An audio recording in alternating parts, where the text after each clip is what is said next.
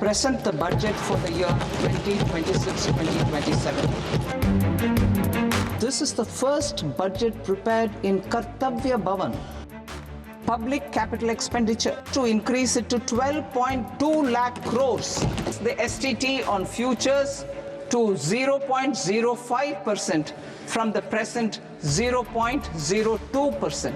The fiscal deficit in BE 26-27 is estimated to be 4.3% of the GDP. Biopharma Shakti with an outlay of 10,000 crores over the next 5 years.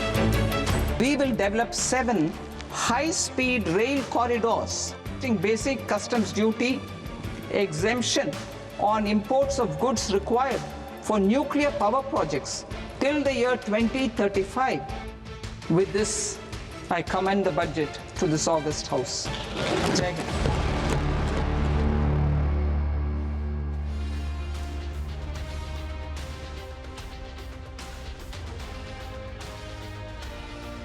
Good evening, I'm Vikram Oza. This is The Big Question on NDTV Profit. We are coming to you live from our studios here in Mumbai. It is a Sunday, but it is a special day because Budget 2026 has been presented in Parliament by the Finance Minister Nirmala Sitharaman.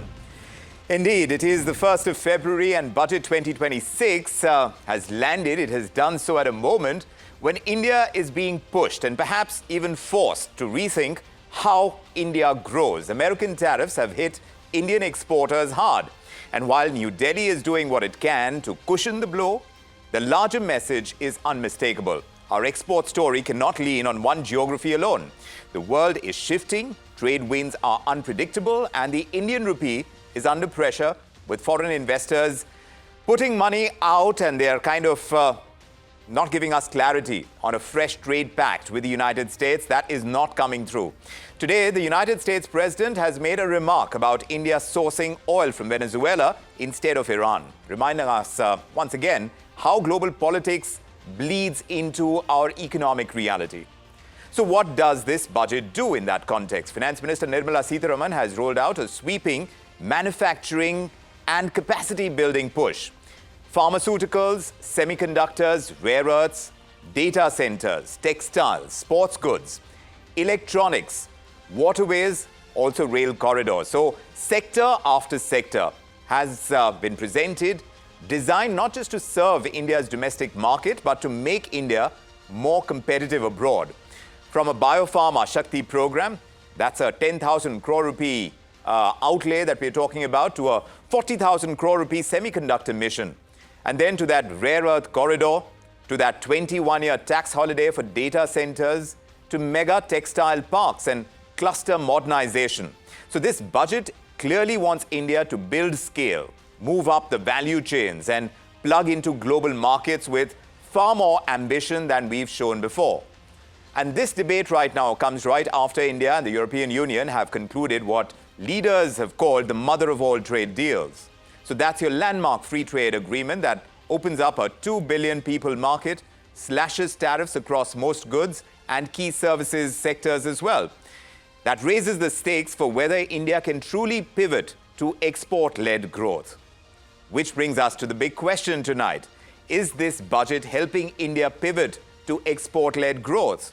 For an economy that is powered primarily by domestic consumption, is Budget 2026 that moment where India signals that the next leg of growth must come from global competitiveness, whether it's in chips or logistics or textiles or high-quality manufacturing? And if the budget is not doing enough, can we afford to wait anymore when external risks are the biggest that we've seen in years? So let's debate this. We put that to our panel this evening. S.C. Ralan is joining us. He's president of the Federation of Indian Export Organizations, FIEO. Along with him, we have Rajneesh Goenka, founder and chairman of the MSME Development Forum. Pallab Banerjee is also with us, managing director and chief executive officer of Pearl Global, to give us insights into the textile industry. Narendra Sen, founder and chief executive officer of Rackbank Data Centers, is with us. And so is Nilanjan Ghosh, economist and vice president at the Observer Research Foundation. Great to have you, gentlemen. Welcome to The Big Question, and let's dive right in. Let me ask you, Mr. Ralan, if I can ask you about whether you see the budget centerpiece as capacity building for exports. biopharma and semiconductors and rare earths and textiles and logistics, even a 21-year tax holiday for data centers.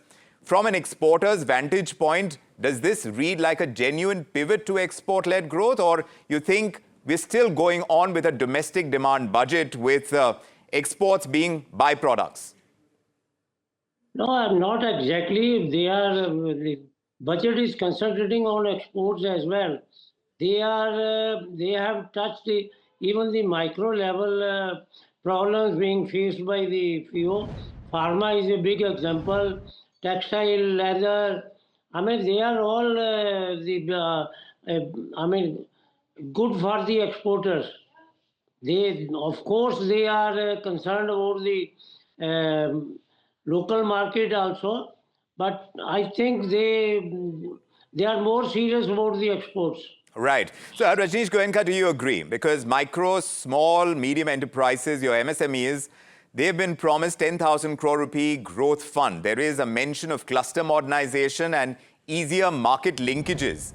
Is this what the MSMEs were asking for from export growth perspective? Do you think this is what they need? If interventions have to move the export needle, and this should happen soon, perhaps in the next 12 months, what should be the priority? Are those priorities getting met in this budget? You see, government is very serious about increasing the exports from India, and they are trying to, give some ease to small and medium exporters, like they have done. They have relaxed the barrier on courier exports. They have shelved the 10 lakh barrier. Now it will become easier for small exporters to send the goods overseas through courier companies, because government is trying to make mid-sized companies to globally competitive markets, competitive companies. They have given so many incentives for technology growth, because they want to make MSMEs technologically competitive globally. They are giving so many incentives to them. And very interestingly, they have, to fight Trump's tariff bomb, Yes.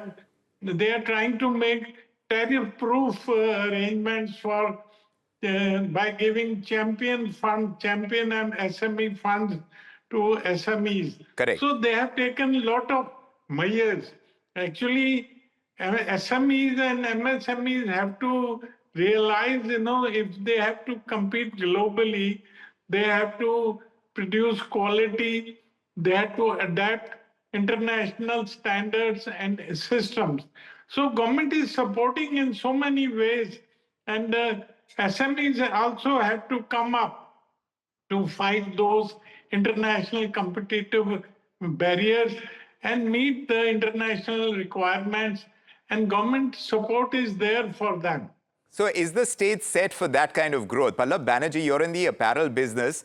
Textiles are getting the National Fiber Scheme. That sector is getting mega parks and extended export obligations, a skilling reboot. Are these going to be enough to regain share from competitors like Vietnam, like a Bangladesh? Or do you think these input cost pressures and the compliance burdens are still making us uncompetitive to these countries? Thank you for having me, first of all. Yes, like what you just said, that capacity building and the infrastructure and the capital investments that we are talking about, definitely it sounds exciting. And especially for the apparel sector of the textiles, like which is very much labor intensive.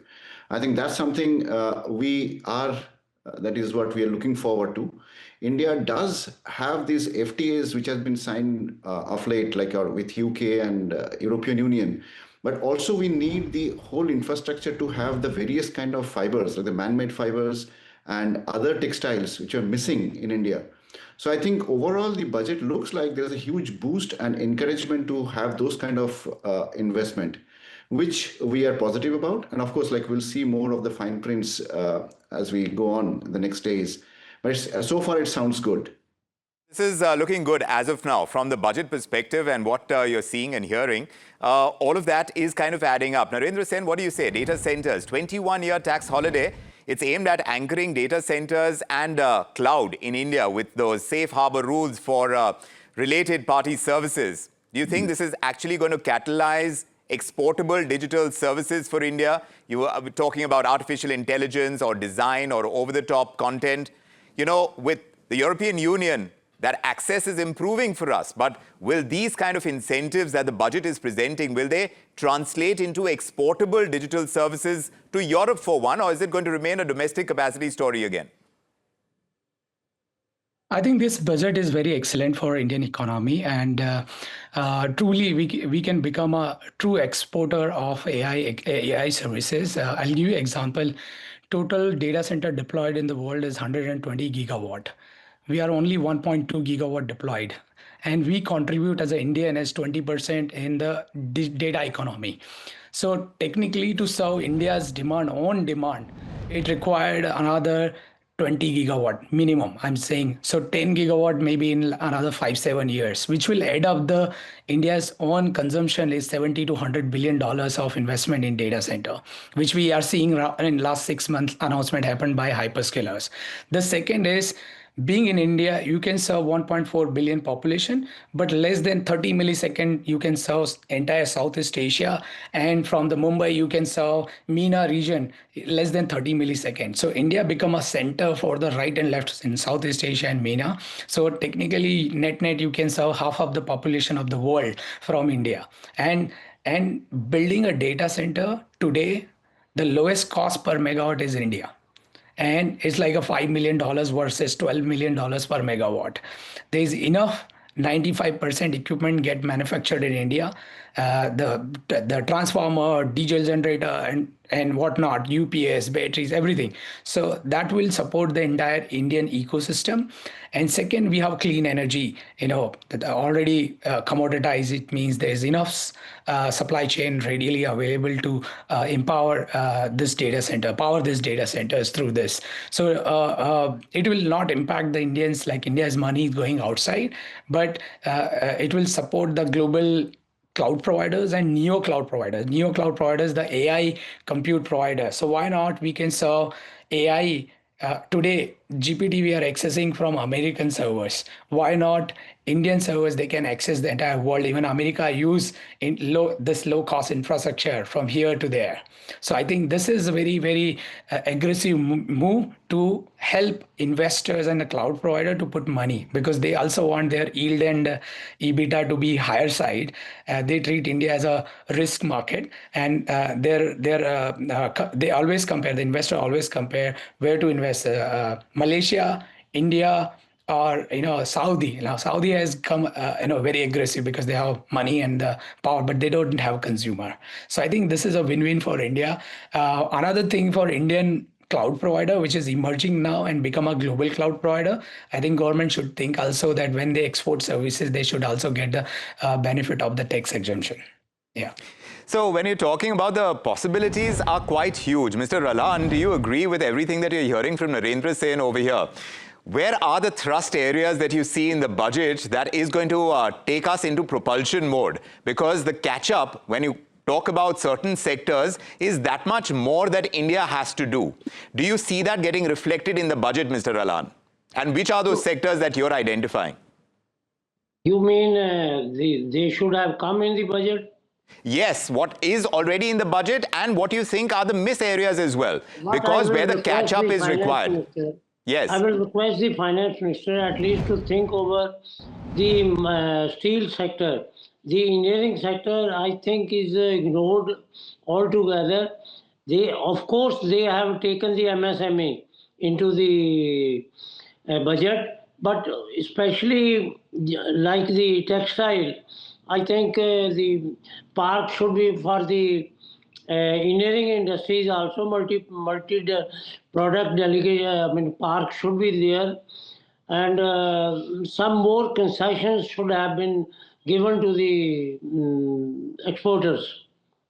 Right. So those are the sectors. It is one of the best budget, I will say. Oh, you still say that this is one of the best budgets, though some of those sectors don't get enough representation, like you're saying, especially from an export perspective. Nilanjan Ghosh, from an economist's view, this kind of hit from American tariffs, they've been biting, and there is no certainty on a trade pact with them either. So now the question is whether India should double down on the non-United States markets like Europe, or do you think we should focus first on productivity and logistics at home to avoid any expensive export stops? What's the economic calculus today, and how much of that do you see getting incorporated in the budget?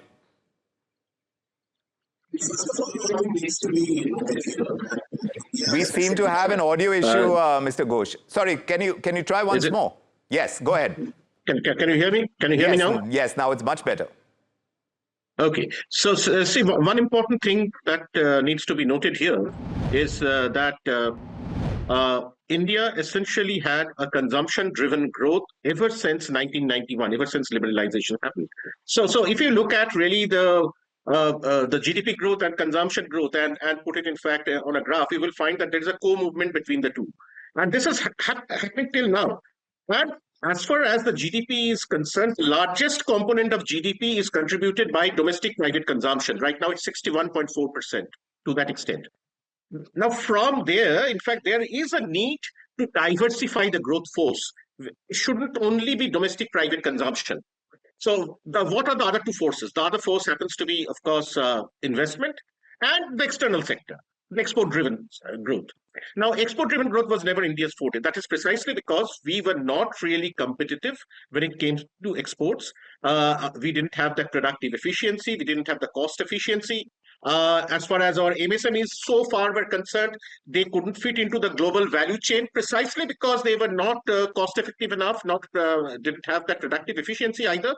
So this time, there has been a focus on promoting that aspect. This has also been driven by the plethora of FTAs that we have signed. And most importantly, apart from the UK-India FTA or the UAE-India FTA, the UAE-India FTA, of course, we signed around 3 years ago, we signed the UK-India FTA. The EU-India FTA is going to be extremely crucial because we are going to cater to a huge landmass of 27 economies.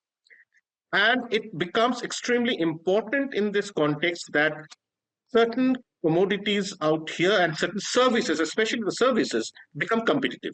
Right. So here comes the critical element. This is an opportunity, first of all, to up the game as far as the MSMEs are concerned. Yes. And here, in fact, one very important issue is the use of frugal AI. This is something that has been mentioned, in fact, in the economic survey. We discussed it over here on the big question, frugal AI, and that's the route and the strategy that India is adopting. True. That's essentially the strategy. That has to be the strategy here. So if I have to summarize this budget is all about from domestic protection to global competitiveness, where trade, investment, and manufacturing are being reframed as instruments of export performance, not just self-reliance. Yes. Number two, from welfare-led growth to investment and productivity-led growth, where public finance is being used to raise the economy's productive capacity rather than only expand consumption, which is already done. We have a huge consumption base. And number three, from centralized planning to trust-based city and MSME-led growth. So the growth is getting decentralized towards firms, cities, and local institutions rather than driven solely by central schemes. So this is an important fact. As far as MSMEs are concerned, and for different industries, it would be positioned slightly differently. But Mr. Goenka, when you talk about Semiconductor Mission 2.0, the electronics incentives, they appear to be scale bets in this budget. But how can the smaller manufacturers, how can they plug into these value chains as tier 2 and tier 3 suppliers for export orders if they have to be integrated into the global supply chain? How much more of a push does the government need to give them? What procurement rule would actually force that integration in the next year? Actually, even in this budget, government is giving thrust on tier 2 and tier 3 areas. And this will boost competitiveness of MSMEs from this area. Yes. Because today, more than 90% trade and industry is in MSME sector. And government feels that this is going to be the export growth engine for Indian economy. Right. And the service sector is providing very big boost in MSME sector, and they are contributing a very huge chunk of export amount. And the government is giving, they have announced some incentives for professionals. They are giving some corporate, this Mitra scheme or something like this, for this service sector. But I think tier 2 and tier 3 markets are still very at the receiving end, and government boost and recognition of these markets for export potential is very essential, and it's very commendable step taken by the government of India. Let me take that across to Mr. Sen and see if he agrees. This entire data center tax holiday proposition is quite generous, but there are issues. Power reliability is one, green norms, cross-border data flows. They are going to determine our competitiveness. So in terms of the binding constraints to exporting digital infrastructure services from India with equal participation of the MSMEs in that sector, do you think policy needs to prioritize clean energy access or network interconnects before we make that kind of push? Absolutely. The clean energy is the core of digital infrastructure and pushed by large hyperscalers, and they have mandate to go carbon neutral. And that's how the Indian data center operators started adopting the clean energy. And you can see in every data center is now aiming for 100% clean energy. In our mandate, we are building in Raipur and MP, Indore, and Maharashtra. And now soon we are launching in Assam. So everywhere wherever we are going, we are negotiating with the state to provide us clean energy access.